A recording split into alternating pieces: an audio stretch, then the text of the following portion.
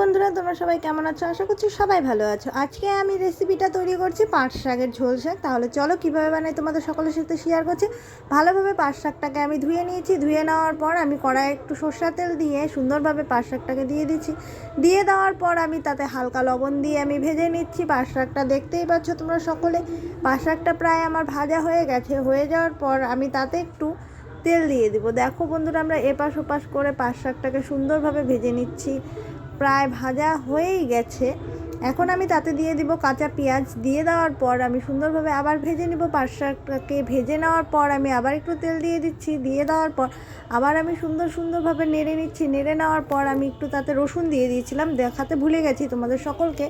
তাহলে চলো এখন আমি দিয়ে দিব একটু একটু করে শুকনো লঙ্কা দিয়ে দেওয়ার পর আবার একটু তেল দিয়ে দিচ্ছি। দিয়ে দেওয়ার পর শুকনো লঙ্কাটাকে আমি ভালোভাবে ভেজে নিব। ভেজে নেওয়ার পর আবার আমি পাট শাকটাকে সুন্দরভাবে ভেজে নিচ্ছি, এপাশ ওপাশ করে ভেজে নিচ্ছি। ভেজে নেওয়ার পর আমি তাতে দিয়ে দিলাম পরিমাণ মতো জল। দিয়ে দেওয়ার পর আমি আবার একটু নেড়ে নিচ্ছি। নেড়ে নেওয়ার পর দেখতেই পাচ্ছ একটু হলুদ দিয়ে দিলাম, হলুদের গুঁড়ো। দিয়ে দেওয়ার পর আবার একটু নেড়ে নিচ্ছি। নেড়ে নেওয়ার পর আমি জাল হওয়ার জন্য রেখে দিব।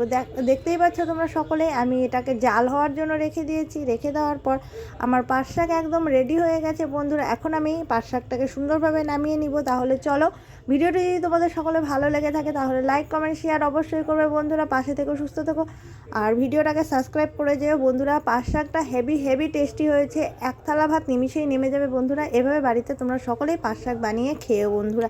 আশা করছি তোমাদের সকলের ভিডিওটা খুবই ভালো লেগেছে। টাটা।